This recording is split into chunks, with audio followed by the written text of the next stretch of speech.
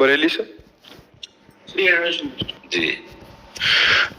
महाराज जी ये कह रहे हैं कि एक ये प्रभु की कृपा से एक सेवा करते हैं कि आसपास के क्षेत्रों से जहां भी इनको सूचना मिलती है, जो खंडित मूर्ति पूजा सामग्री जो लोग प्रिंट करा के ऐसे फेंक देते हैं कचड़े आदि में, झंडे आदि में, वस्त्रों में, ग्रंथों में, वो ये गंगा जी में जाके विसर्जित कर देते हैं। तो इनका एक था कि अभी फिर कुछ लोगों ने इनको बोला कि गंगा जी में विसर्जित करके उसको वो मत करो खड्डे में। हाँ, ये बहुत उत्तम बात है, उत्तम बात। इन्होंने ये भी घर घर बांटते हैं कि कोई भी ऐसा मत करें।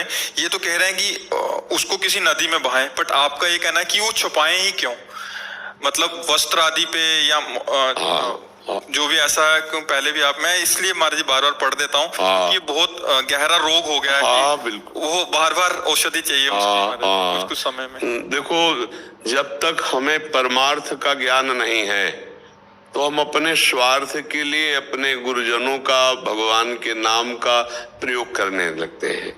जैसे दुकान का नाम रख दिया और उसी के नाम के फिर झोले छापे। दुकान का नाम रखा भागवती और उसी की बैग अपनी दुकान का प्रचार प्रसार कर।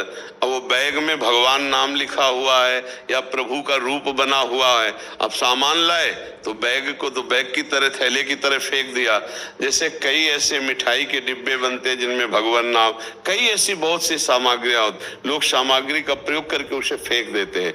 आज स्वार्थ की इतनी बढ़ोतरी हो चुकी है कि ना तो नाम का सम्मान किया जा रहा है, न रूप का सम्मान किया जा रहा है। भगवान के रूप बना करके ऐसे थैले, ऐसे कार्डों में ऐसे फेंक देते हैं, लोग अपमानित कर देते हैं, या जो छवि पुरानी हो गई उसे फेंक देते हैं। तो हमें लगता है कि हम कैसे भगवत आराधना कर पाएंगे जब हम अपने भगवान के रूपों का अनादर करते हैं, भगवान के नाम का अनादर करते हैं, यहाँ तक कि ग्रंथ का अनादर करते हैं।